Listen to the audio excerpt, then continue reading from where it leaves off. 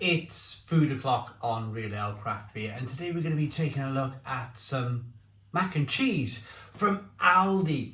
This isn't any mac and cheese though. Apparently it's pulled pork mac and cheese.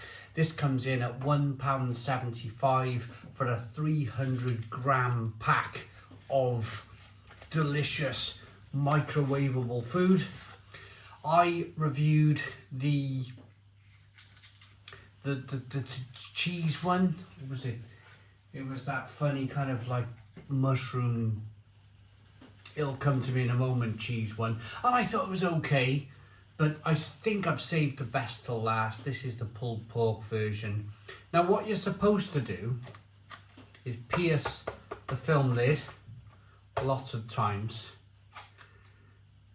put it in the microwave and microwave it in this plastic tub really for the best part of 5 minutes, 4 to 5 minutes, depending on what type of microwave you have. But I'm not going to do that because, and I mentioned this in the previous video, truffle cheese it was called. I mentioned this in the previous video. I review quite a lot of supermarket stuff. People seem to like it, so I do it. But I don't necessarily like, on a personal level, to be chucking all of these plastic containers in the microwave and heating them up. Long term, it's not going to do me any good, is it? So I'm going to do this today. Now it all mixes up. It's got truffle.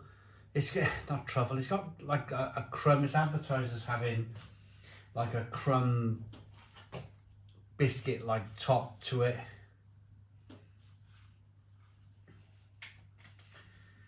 So I'm going to cook it like this.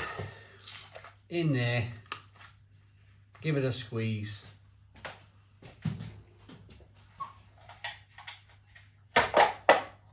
Bang.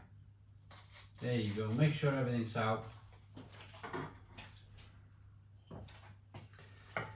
That's what it looks like frozen.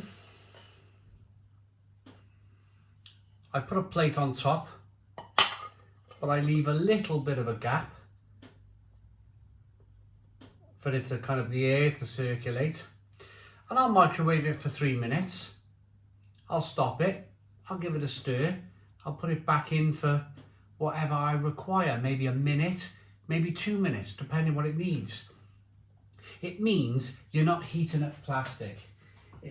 I've got to a point now where when I review food products in plastic containers that got to go in the oven or in a microwave, I always think to myself, first and foremost, can I get it out of this plastic container and warm it up on a china bowl? So without further ado then, let's go microwave this dish and see what we get. Right, there is a downside, which I've just learned from microwaving mac and cheese or anything really with a plate and a bowl, and that is the plate and the bowl get really hot. I had to kind of bring it out with these oven gloves. So have a look at this. I'm going to tip the plate is really warm. Look at the steam. Look at the steam, but in a different sense, look at how this food is now cooked. That looks much more like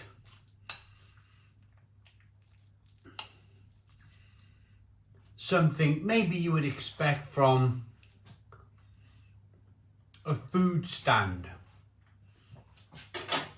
Now, I've been to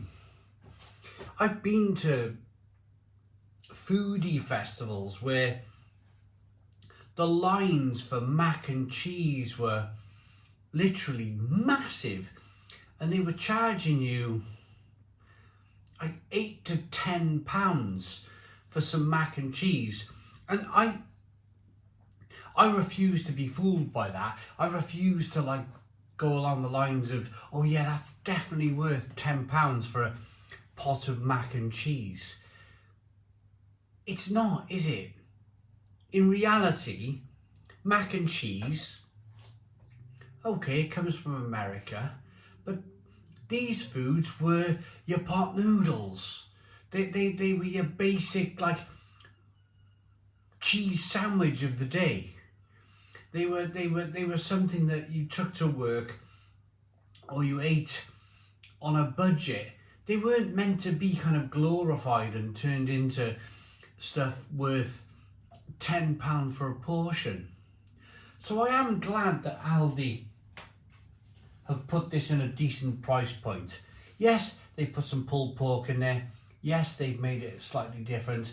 But for £1.75 in this day and age, for some mac and cheese, it's still not bad. So, how's the bowl? Can we hold it? Yes, we can.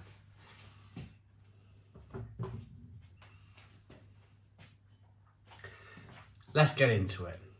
So I'm hoping for a little bit of pulled pork in here. Obviously for £1.75, I'm not expecting a lot. So we got lots of mac and cheese, lots of drippy cheese. I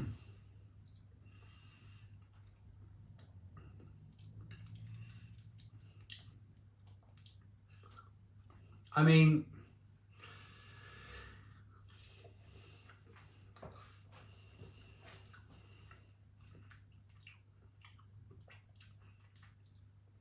I just had a bit of ham there. It's like bits of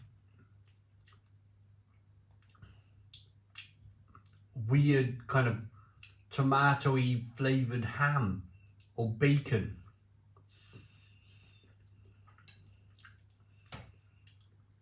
But the cheese is good. The cheese and the macaroni. It's all carbs. On a day like today where it's been raining all day, all morning, I think your natural function, your body, your mind is going to go, it's a bit cold, let's whack some carbs down.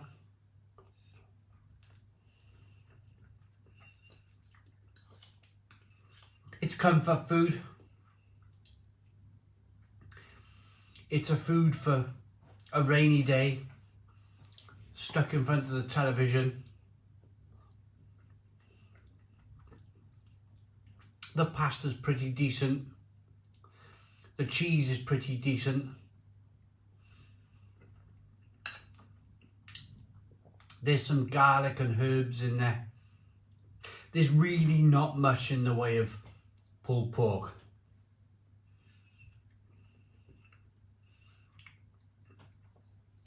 If you want to see what the pulled pork looks like in this dish, there it is right there.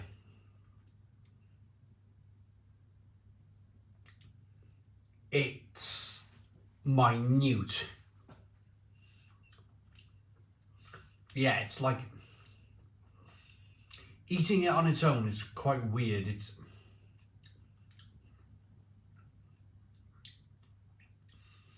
It's like a bit of dry aged pork that really probably shouldn't have gone in the microwave.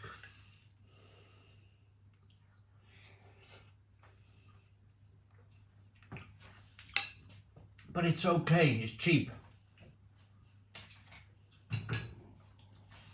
Let's have a look then at the actual amount of pulled pork in this dish. I'm trying to get rid of the drippy cheese that I can feel on my chin and mouth. Right, so barbecue pulled pork sauce. So what is it then? If it's just a sauce, what have I just been eating? Pulled pork, salt, dextrose stabilizer, and triumphant states, whatever that says. So it's 13% barbecue pulled pork sauce. Most of this is a cheese sauce of 42%. So make no bones about it. For £1.75, for 42% of this dish, you're basically buying a cheese sauce. Don't let these people fool you. The rest is mature cheddar cheese, ground white pepper, cooked pasta's 30%. So 30% pasta, 42% cheese. And that is not even cheese, but cheese sauce. So you probably think you're having a bargain. £1.75, job done, bit of a bargain. But in actual fact, if you bought yourself some pasta,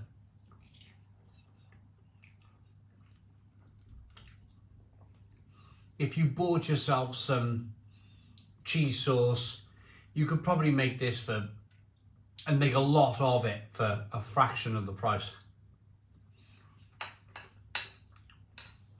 It's one of those situations. It really is one of those situations where you can be marketed at in life. You can call it pulled pork mac and cheese. You can make the branding and the packaging look really, really good, and you can make it really inviting. I mean, I bought it. And you can even put pictures like that on it. I mean, look at the picture. Compare the picture of what they're saying you're getting for £1.75, and here's the reality. There is the reality right there. And don't say, oh, you mixed it in, because everybody mixes everything in.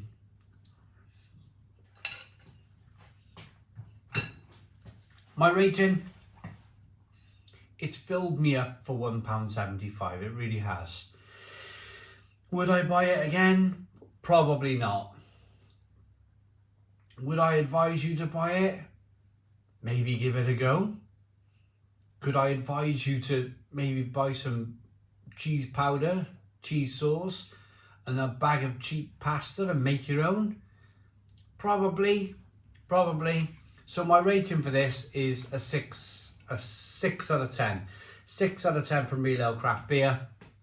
Please put your comments in the comments box. Subscribe to our daily beer and food reviews. Give us a big fat thumbs up. Boom. Cheers.